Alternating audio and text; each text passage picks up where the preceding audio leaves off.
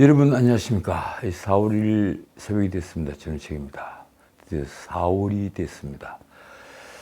수요일 포항공대에 있었던 강연에 다녀왔습니다.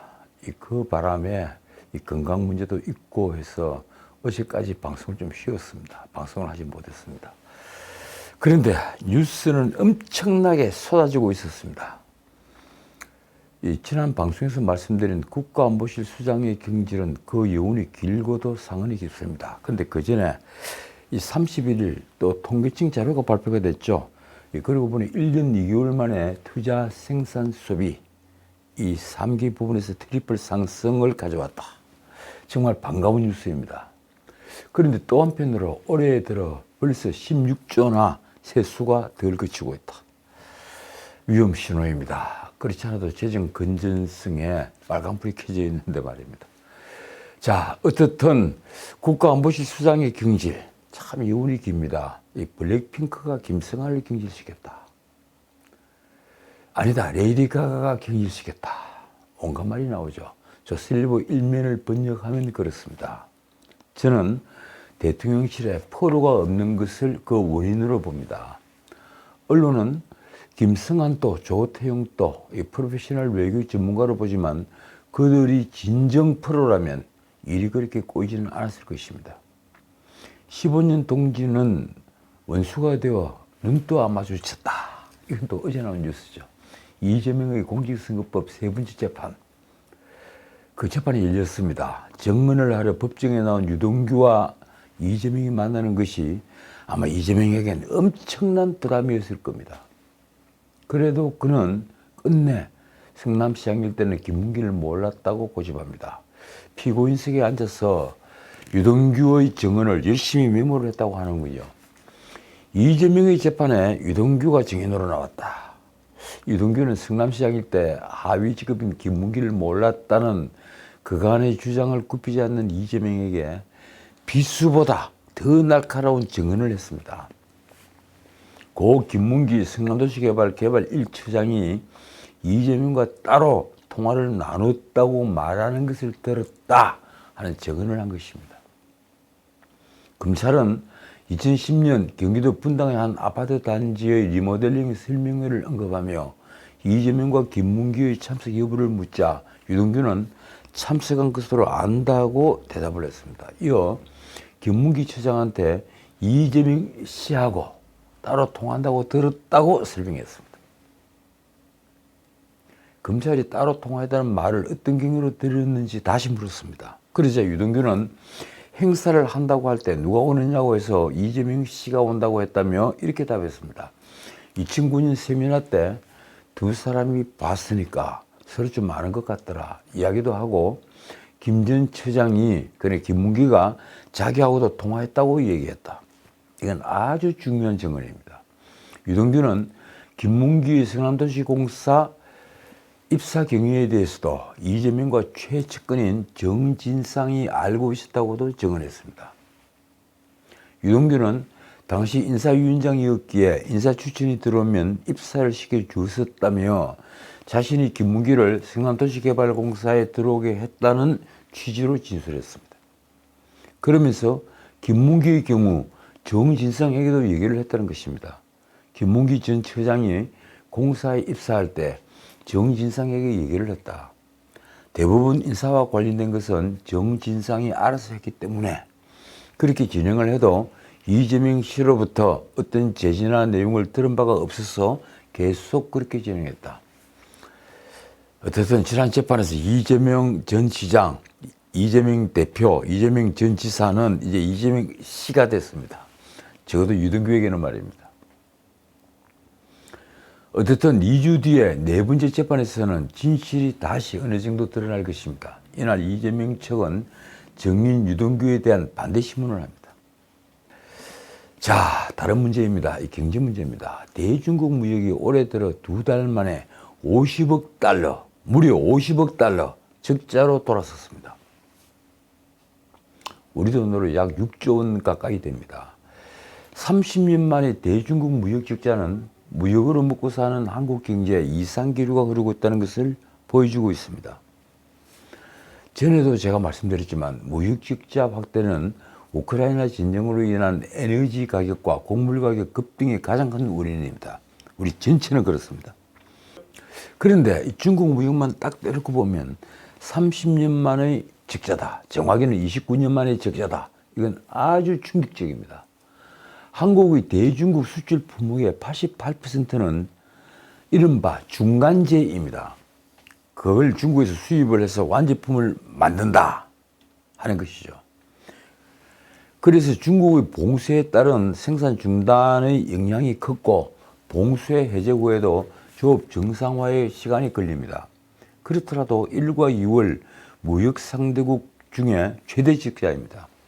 원유 수입국인 사우디아라비아와의 교역보다 그리고 가스를 수입하는 오스트레일리아보다도 적자폭이 더 큰 것입니다. 사실 대중국 수출은 지난해부터 부진했습니다. 중국의 수출이 늘어나면 그 중간재와 부품을 수출하는 우리의 대중 수출도 같이 늘어가는 사실 윈윈 상생 구조였는데 지난해엔 그게 달랐던 것입니다. 그 원인이 뭘까요?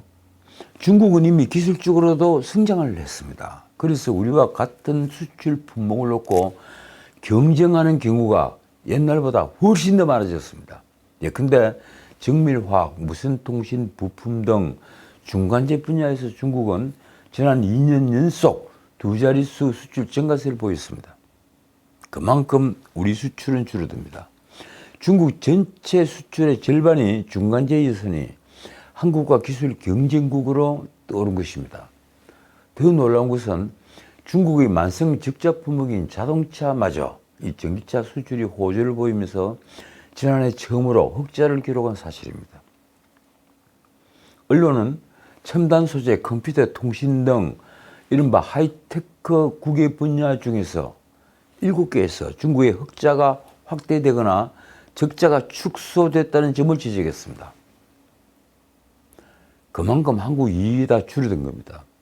중국은 이미 고부가 가치 분야에서 우리의 턱밑까지 치고 올라온 것입니다. 그래서 초격차 기술을 확보하지 못한다면 한국 경제는 위태로워집니다. 지금은 2년 정도의 격차가 있다 이러지만 이것이 3년 내지 4년으로 늘어나지 않고는 불안한 것은 사실입니다. 우리가 부품이나 필수 원자재를 의존하고 있는 품목만 해도 무려 800개가 됩니다. 그러니 자칫 중국에도 밀려버리면 이제 역전이 어려워질 수 있다는 얘기입니다. 자, 제가 이번에 포항까지 가서 한 강의 내용을 내렸습니다. 한국이 G5에 올랐었는데 G7이 아니고 G5에 올랐었는데 필요한 것은 무엇인가? 초격차 기술과 생산성. 그리고 인구가 5천만이 넘는 나라들 미국, 일본, 영국, 독일, 프랑스, 이탈리아. 그런데 국내 총생산만으로 계산을 하면 중국은 G2가 되겠죠. 그래서 우리가 G5를 넘본다는 것은 사실 대단한 겁니다. 그걸 이루려면 뭘 해야 되느냐? 초격차 기술과 생산성. 그렇다면 그 길로 가는 장애는 무엇일까? 첫 번째는 포퓰리즘, 두 번째는 50억 클럽이라고 썼습니다. 50억 클럽, 바로 한국의 부패를 상징하는 단어입니다. 문자 그대로 한국의 부패 원인은 이너스컬, 권력의 사유화, 그리고 조폭과 다름없는 뒷배들, 돈이면 모든 게 해결되는 천민자본주의적인 부패 구조가 50억 클럽이라는 단어 속에 녹아 있습니다. 그게 바로 50억 클럽입니다. 지난 며칠 50억 클럽 수사 뉴스가 계속 뜨고 있습니다. 잠잠하다가 말입니다. 국회에 50억 클럽 특검 법안이 제출되자 검찰이 바빠진 것입니다. 대장동 사건을 수사하는 검찰은 3월 30일 박영수의 주거지와 사무실을 압수수색했습니다. 박영수는 김만배의 50억 클럽 멤버였죠. 그동안 대장동 게이트 여기저기에서 그의 이름이 거론됐습니다. 다른 50억 클럽 멤버와 다르게 말입니다. 대장동 일당 컨소시엄을 구성할 때부터 아파트를 분양할 때까지 그의 이름이 계속 거론되는 것입니다. 그래서 한간에는 박영수야말로 대장동 일당의 뒷배를 넘어선 큰 손이 아니냐 하는 말이 돌았습니다. 솔직히 이런 의혹은 2021년 9월 검찰이 대장동 수사에 착수한 직후부터 제기됐지만 수사가 제대로 이루어지지 않았습니다. 대장동 일당을 먼저 수사한 뒤에 50억 클럽을 수사할 것이라는 말은 돌았습니다. 그러나 제가 이 방송에서 몇 차례 얘기한 것처럼 대장동 비리와 50억 클럽은 때려야 뗄 수 없는 관계입니다. 무엇보다도 현직 대법관 권순일이 연루됐다는 의혹인 재판거래 의혹은 대장동 게이트를 넘어서는, 그리고 다른 50억 클럽 연관되는 의혹과는 달리 건국 이래 최대 스캔들이 될 가능성이 더 커졌습니다. 그리고 또 하나, 방금 말씀드린 대로 대장동 여기저기서 이름이 나오는 박영수도 마찬가지입니다.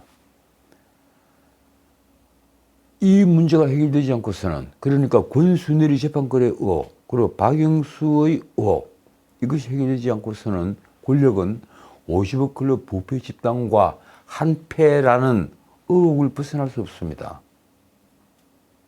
그런 의미에서 국회가 50억 클럽 특검 법안을 법사위에 상정하자 이 검찰이 압수수색에 나선 것부터 많은 것을 시사하고 있는 것입니다.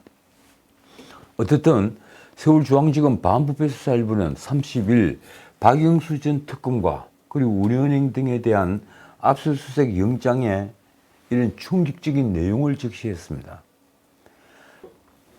박영수가 우리은행 이사회 의장이던 2014년 11월 김만배 등 대장동 일당에게 최소 200억 원을 약정받았다. 정말 이상합니다. 그때만 하더라도 특검이 더 2년 전이죠. 그러면 박 변호사 최소한 특검을 맞지 않거나 아니면 이런 김만배 일당 등과 같이 놀지 않거나 뒷배가 되지 않았거나 둘 중에 하나를 선택을 했었어야죠. 당시 김만배 등이 대장동 사업 참여를 준비를 할 때 박영수가 김만배의 컨소시엄 구성을 돕고 프로젝트 파이낸싱, 이른바 PF 대출을 청탁해주고 대가를 받기로 했다는 내용입니다. 놀랍게도 대장동 일당인 김만배와 남욱, 정영학 등 핵심 업자들은, 이 설계자들은 2014년 11월 박영수와 같은 법무법인 소속인 양재식 변호사와 이 대장동 사업을 논의하면서 성공하면 200억 원을 주겠다고 약정했고 1월 양재식이 박영수에게 보고를 한 것으로 알려졌습니다. 양재식 변호사, 이분도 이름이 널리 알려져 있죠. 여러모로 말입니다. 검찰은 당시 약정된 200억 원의 대장동 부지 내 400평 땅과 건물이 포함됐다고 보고 있습니다. 검찰은 박영수 등이 실제로 금품을 받았는지 조사 중에 있다고 합니다. 받았을까요? 양재식 변호사는 2016년 박영수 특검의 특검보로 일한 바 있죠. 그는 대장동 일당의 사업 추진 초기에 자신의 후배를 화천대유 자산관리의 전신인, 그 앞에 이름인 서판교 자산관리의 대표로 세우는 등 깊이 관여한 것으로 보입니다. 이른바 정영학 녹취록에 신의 한 수라고 언급되기도 했습니다. 맡은 역할이 컸다는 얘기입니다. 결국 검찰은 이날 양재식 변호사의 주거지 및 사무실도 압수수색을 했습니다. 그리고 압수수색 대상에는 우리은행 본점 및 성남 금융센터 등도 포함이 되었습니다. 어쨌든 박영수는 다른 50억 클럽 멤버들처럼 50억이 아닌 그 50억을 넘어선 대장동 일당의 뒷배인 것을 드러냈습니다. 물론 이미 드러난 것도 많습니다. 우선 2014년 대장동 컨소시엄 구성 당시에 우리은행의 컨소시엄 참여 및 PF 대출 청탁에 대한 대가로 민간 업자들로부터 금품을 수수하기로 약속한 혐의를 받습니다. 아까 방금 말씀드린 겁니다. 그리고 당시 박영수는 우리은행 이사회 의장이었습니다. 검찰은 양재식도 당시에 실무를 담당하는 등 이 과정에 가담을 한 것으로 보고 있습니다. 한편 박영수의 딸이 화천대유에 재직하면서 특혜를 얻었다는 의혹도 있습니다. 이건 이미 신문에 보도가 다 됐죠. 박영수의 딸은 화천대유가 분양을 한 대장동 아파트를 수의계약으로 분양받아서 8억 원의 시세 차익을 얻었다. 그런데 8억 원에 샀다는 말도 있고 시세 차익을 얻었다 이런 보도도 있었습니다. 이런 것이 맞는지 저는 잘 모르겠습니다.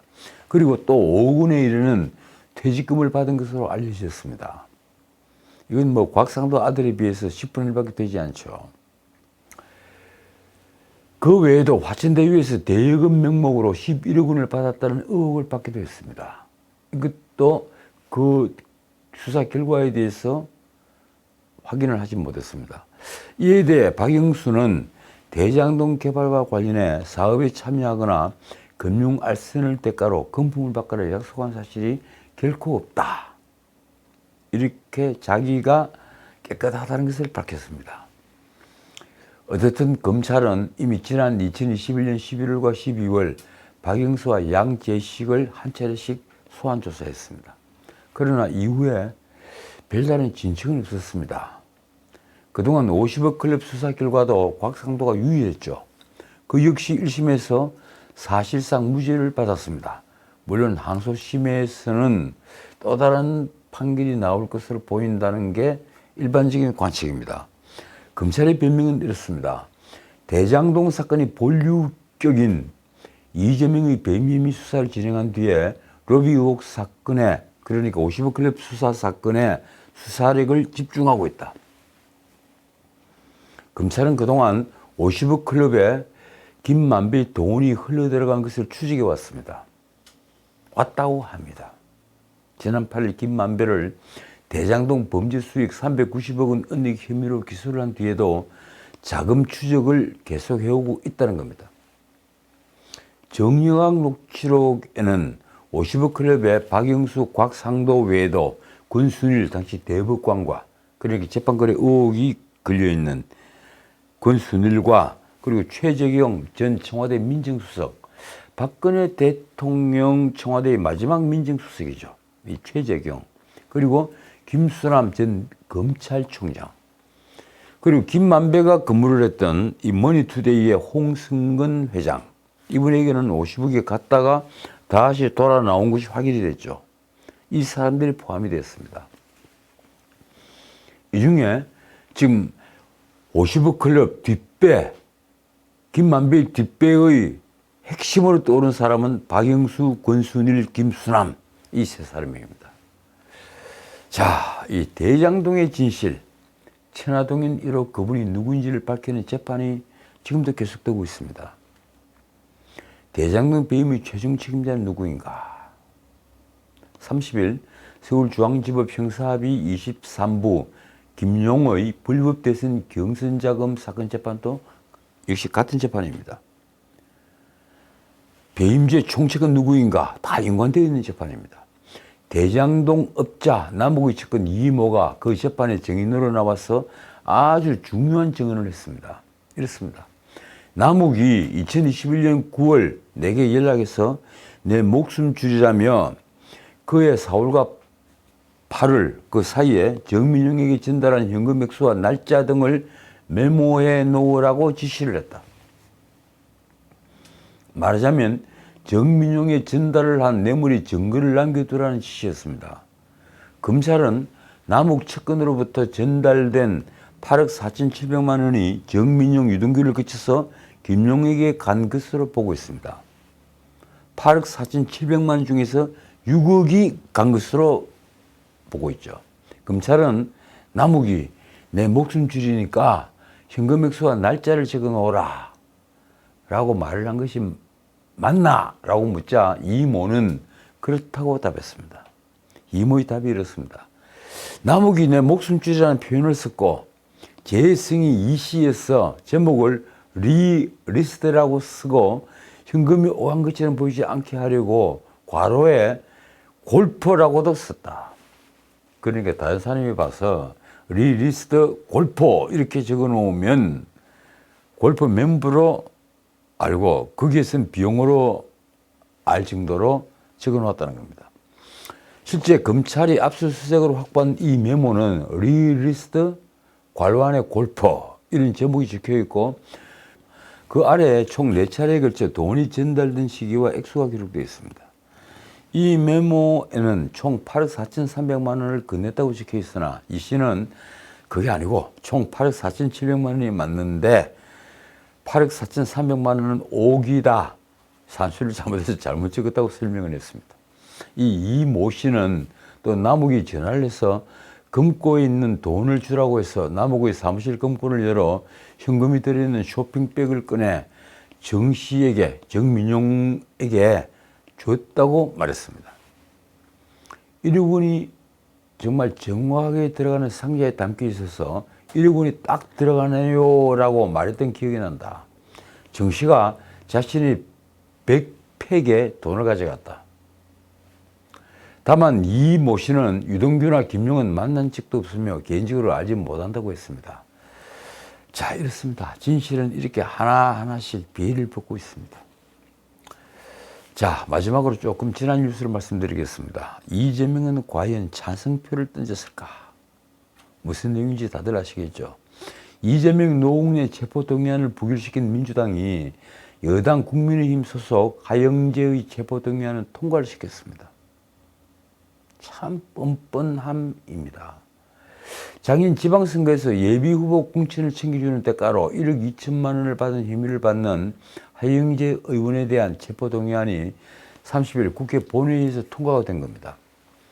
앞서 이재명과 노웅래의 체포동의안을 정치 탄압 수사라면서 부결을 시켰던 민주당의 내로남불 행태가 다시 적나라하게 드러났습니다.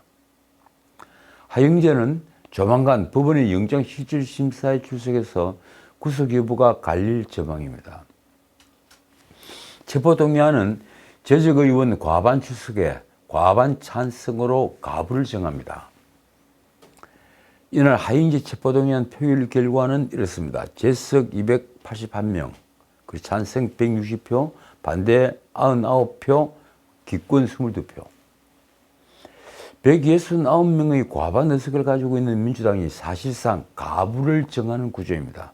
민주당이 가 이러면 가로, 그리고 민주당이 부 이러면 부로, 그렇게 되는 구조인 것입니다. 앞서 115석의 국민의힘은 권고적 당론으로 하영재에 대한 체포동의안 표결 찬성을 밝혔죠. 그런데 이날 104명이 표결에 참석했습니다. 그래서 산술적으로 최소한 50명 이상의 민주당 의원들이 찬성표를 던진 것으로 계산이 됩니다.